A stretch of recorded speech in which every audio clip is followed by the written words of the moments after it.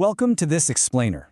Today, we're diving deep into the devastating 7.1 magnitude earthquake that struck Kumamoto, Japan on July 28, 2026. If you've been tracking the news, you already know this wasn't just some minor tremor. It was an absolute catastrophe that completely upended hundreds of thousands of lives and really tested the limits of modern disaster response.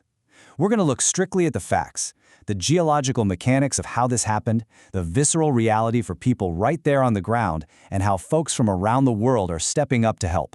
Let's get right into it. Okay, I want you to imagine being caught in this sudden, violent shaking. The footage captured by local news and everyday citizens is honestly terrifying. 1 second, you've got cats sleeping peacefully in a living room, and literally the next second, the whole room is violently thrashing around. Objects are flying everywhere, and boom, the power grid completely fails. This wasn't a slow, rumbling buildup. It was an explosive release of seismic energy that left residents completely disoriented, scrambling for safety in pitch-black darkness. And the destruction? It was incredibly swift and severe. We're talking about a 7.1 magnitude quake that quickly resulted in 34 confirmed fatalities. Major infrastructure just failed catastrophically. The shaking triggered a devastating gas explosion at a local Aeon mall, claiming 7 lives. Over in Yatsushiro, the sheer force of the tremor literally snapped a massive factory chimney right in half, killing 8 people when it collapsed. Bridges cracked, highways just split wide open, and trains derailed. It was a brutal, sudden loss of life caused by this shallow inland quake. Now, beyond all that structural collapse, we have to talk about the incredible human displacement. 210,000 people were ordered to evacuate their homes immediately. I mean, just think about the sheer logistics of that for a second. Over 200,000 individuals, entire families, elderly residents, little kids, suddenly having to drop everything and abandon their homes. They had to navigate streets covered in massive fissures and fallen debris, all while violent aftershocks were constantly rocking the ground beneath their feet. But, the human resilience in the face of all this chaos was absolutely incredible. It was the middle of July, sweltering heat, with wide-scale power outages. Homes were totally uninhabitable because of shattered glass and compromised foundations. So survival tactics had to shift instantly. You had families, along with their pets, sleeping in hot, cramped cars because they literally had no other option. People who could pitched tents right in their own debris-filled yards. And perhaps the most harrowing detail, Kumamoto South Hospital took so much damage that medical staff had to evacuate 120 highly vulnerable patients outdoors. They were essentially treating them in a parking lot. Moving on to Section 1, the hidden cause beneath the surface. So why exactly was this tremor so uniquely destructive to the city sitting right above it? Well, to understand the massive scale of the damage, we can't just look at the magnitude number. We have to look beneath the surface, at the hidden geological mechanics. This wasn't just a vertical drop. It was what geologists call a strike-slip earthquake. Instead of the ground moving predominantly up and down, a strike-slip fault is where massive blocks of the Earth's crust press tightly against each other and then violently slide horizontally past one another. That horizontal shredding motion, it is notoriously destructive. It maximizes damage to surface roads, completely tears underground pipelines apart, and essentially shears the foundations right off any building sitting above the fault line. And as you can see right here on this map, that violent horizontal tearing happened exactly where the Futagawa and Hinagu fault zones intersect across the Kyushu region. Kumamoto sits dangerously close to this junction. The Futagawa fault zone in particular is an active, highly pressurized inland fault known for intense, shallow ruptures.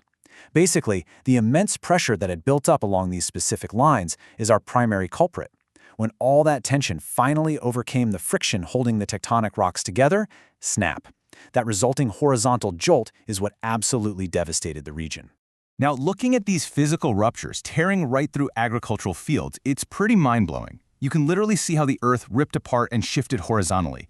I mean, the scale of this displacement left these deep, highly visible scars right across the natural landscape. When you look at this kind of incredible shearing force tearing up an open dirt field, it's really not hard to imagine what that exact same force does to a paved highway, a shopping mall, or a brick chimney. Let's transition to Section 2, 2016 versus 2026, a deadly geological pattern. To really grasp what's happening here, we need to rewind a bit. Back in 2016, a massive magnitude 7.3 quake violently ruptured the Futagawa Fault and the northern section of the Hinagawa Fault. But here's the catch. The southern part of that Hinagawa Fault didn't move at all back then.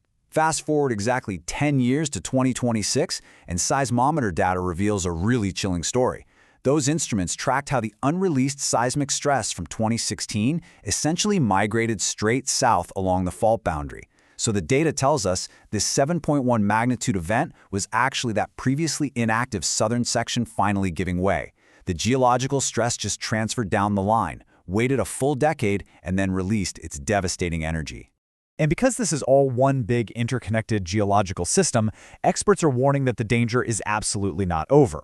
Shinichi Sakai from the University of Tokyo pointed out that the rupture of this southern segment has destabilized the surrounding crust even further, so the risk of severe aftershocks, which, by the way, can sometimes be just as damaging as the main shock, especially to buildings that are already weakened, that risk continues to heavily threaten the entire area. You know, the real tragedy here, beyond the immediate physical destruction, is the emotional and economic reset on a decade of hard-fought recovery. And honestly, nothing symbolizes this heartbreak more vividly than Kumamoto Castle. After the 2016 quake, a massive amount of effort went into meticulously repairing the castle's historic stone walls. But in this 2026 quake, tourists had to be emergency evacuated as those newly repaired walls just crumbled right back down in massive clouds of yellow dust. The news reporting surrounding this specific event was really striking too. While international broadcasts covered the collapse of this cultural heritage site with deep sympathy, a starkly different reaction was unfolding over on parts of Chinese social media. Nationalist users, often referred to as little pinks, were generating trending posts that openly celebrated the destruction in Japan. It provided a pretty jarring digital contrast to the very real localized heartbreak happening on the ground. Which brings us to Section 3, The Response. International solidarity. Despite all the heartbreak and those terrifying geological realities, there is a crucial silver lining to this disaster. The global response has been immediate, pivoting the entire story from just localized destruction to incredible international aid and solidarity. Within hours of the disaster hitting the news, 5 million new Taiwan dollars were swiftly donated by Taiwan's Ministry of Foreign Affairs. This rapid injection of funds was designed to bypass all the usual red tape and kickstart disaster relief, getting help right where it was needed most, directly on the ground in Kumamoto. And it's genuinely uplifting to see how foreign entities and everyday citizens proactively stepped up here, beyond that official government donation and prominent Taiwanese figures quickly pledging millions more out of their own pockets. This really catalyzed a much wider framework of international friendship. We saw citizens from so many different countries jumping in to help, from South Korean civic groups organizing immediate supply drives to European and American grassroots crowdfunding efforts literally popping up overnight. When local resources are stretched to the absolute breaking point, these proactive cross-sea financial lifelines from everyday international citizens are absolutely crucial. They are what help Kumamoto stabilize and begin the incredibly arduous process of rebuilding all over again. So as we wrap up this explainer, we are left with a massive, vital question to ponder.